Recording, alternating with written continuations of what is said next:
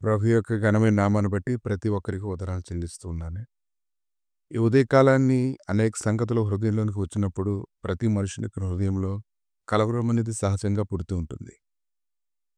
రాత్రి వేళ పడుకునేటప్పుడు ఉదయకాలం లేచినప్పుడు అనేక రకాలైనటువంటి ఆలోచనలు హృదయంలోనికి ప్రవాహం వల్ల వచ్చినప్పుడు ఆ యొక్క ప్రవాహంలోంచి తప్పించుకోవడానికి దేవుని యొక్క సన్నిధి సహాయంగా మనకు కావాలి. యోషువ గ్రంథము 1వ అధ్యాయము 8వ వచనం చూసినప్పుడు, ఈ ధర్మశాస్త్రము నీవు బోధింపక తప్పుకోకూడదు, వాటిలో వ్రాయబడిన వాటన్నిటి ప్రకారము చేయుటకు నీవు జాగ్రత్త పడినట్లు దివారాత్రము దాన్ని ధ్యానించిన ఎడ్ల నీ మార్గమును వర్ధిల్ల తీసుకొని చక్కగా ప్రవర్తించదు.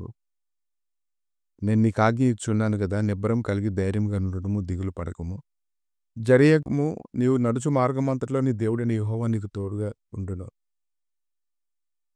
అయితే నువ్వు నిబ్బరం కలిగి జాగ్రత్త పడి బహుధైర్యంగా నుండి నా సేవకుడైన మోషే నీకు ఆజ్ఞాపించిన ధర్మశాస్త్రం అంతా చూపిన చేయవలను.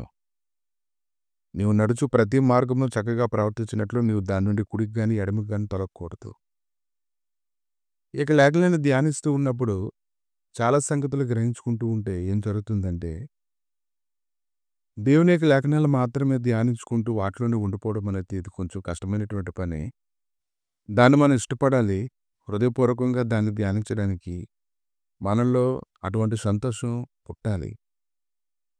ప్రతి మనుషునికి ప్రతి దినం కూడా అనేక రకాల చింతలు, కలవరం కలిగించేటువంటి విషయాలు, బలహీనతలు, అనారోగ్యాలు, సమస్యలు, లేమి, వీటన్నిటి గురించి జ్ఞాపకం చేసుకుంటూ ఉన్నప్పుడు ప్రతి మనుషుడు ఏదో విషయం చేత శోధింపబడుతూ ఉంటాడు, బలహీనపరచబడుతూ ఉంటాడు, కలవరంతో నింపబడుతూ ఉంటాడు. ఇటువంటి విషయాల్లో మునిగి తేలుతూ ఉన్నప్పుడు దేవుని యొక్క వాక్యాన్ని మాత్రమే మనం ధ్యానించుకుంటూ అందులో స్థిరపరచబడాలంటే అది కష్టంగా అనిపించవచ్చు. కానీ దేవుడి లేఖనాలే మనకు ఆధారమని, ఆయన మాట చొప్పున సమస్తము జరుగుతుందని మనం తెలుసుకున్నప్పుడు దాని కొరకు మనం కష్టపడాలి. లేఖనాలు దొరికినప్పుడే మన యొక్క ప్రయత్నాలన్నిట్లోనూ మనం విజయం పొందుకోగలగాలి. అపోస్తల కార్యాలు 5వ అధ్యాయము 1 నుంచి కొన్ని వచనాలు చూసినప్పుడు, కొంతమంది మనుషుల జీవితంలో అనేక రకాలైన ఆలోచనలు అనుదినము వస్తూ ఉన్నప్పుడు, అది పగటి వేళ కానీ, మధ్యాహ్నం వేళ కానీ, రాత్రి వేళ కానీ, చీకట్లో కానీ, అది ఏ పరిస్థితుల్లోనే అనేక రకాల ఆలోచనలు వచ్చినప్పుడు వారు శోధింపబడుతూ ఉంటారు. అటువంటి ఆలోచనల నుంచి బయటికి రావడానికి వారికి ఎంతగానో కష్టంగా అనిపిస్తూ ఉండొచ్చు. అననీయ అను ఒక మనుష్యుడు తన భార్య అయిన సపీరతో ఏకమై పొలం అమ్మెను. భార్య ఎరికినే వాడు దాని వెలలో కొంత దాచుకుని కొంత తెచ్చి అపోస్తలుల పాదముల మీద పెట్టెను. అప్పుడు పేతురు, అననీయ, నీ భూమి వెలలో కొంత దాచుకుని పరిశుద్ధాత్మను మోసపుచ్చుటకు సాతాను ఎందుకు నీ హృదయమును ప్రేరేపించెను? అది నీ వద్ద ఉన్నప్పుడు నీదే గదా, అమ్మిన పిమ్మట అది నీ వశము ఉండలేదా? ఎందుకు ఈ సంగతి నీ హృదయంలో ఉద్దేశించుకున్నావు? నువ్వు మనుషులతో కాదు దేవునితోనే అబద్ధమాడితివని వానితో చెప్పాను. అననీయ శోధింపబడ్డాడు, అతని భార్య కూడా శోధింపబడింది.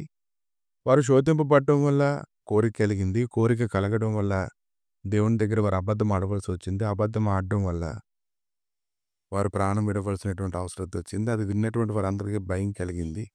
ప్రతి ఒక్కరికి కూడా ప్రతి సంఘటన బట్టి, ప్రతి ఆలోచన బట్టి ఏదో ఒక రకమైనటువంటి భయం కలుగుతుంది. ఈరోజు ఆలోచన తలంపుల్లో విడుదల కావాలి. ఈరోజు ఆలోచన తలంపుల్లో విడుదల కావాలంటే లేఖనాలను ధ్యానించాలి.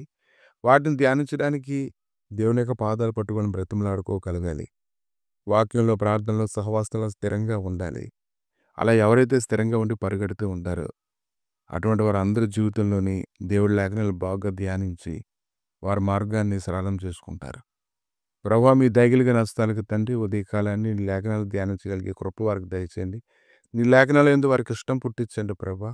దాని నుండి స్థిరపరచబడినట్టుగా కృప దయచేసి మహిమ తండ్రి ప్రేరేపించి బలపరచమని, ప్రతి విధమైన కీడులో తప్పించి నీ సహాయకరమైన సన్నిధి మొదలుకొని సదాకాలం తోడుగా వచ్చి నడిపించమని యేసుక్రీస్తు నామములో అడిగి వేడుకుంటున్నాము తండ్రి. ఆమేన్.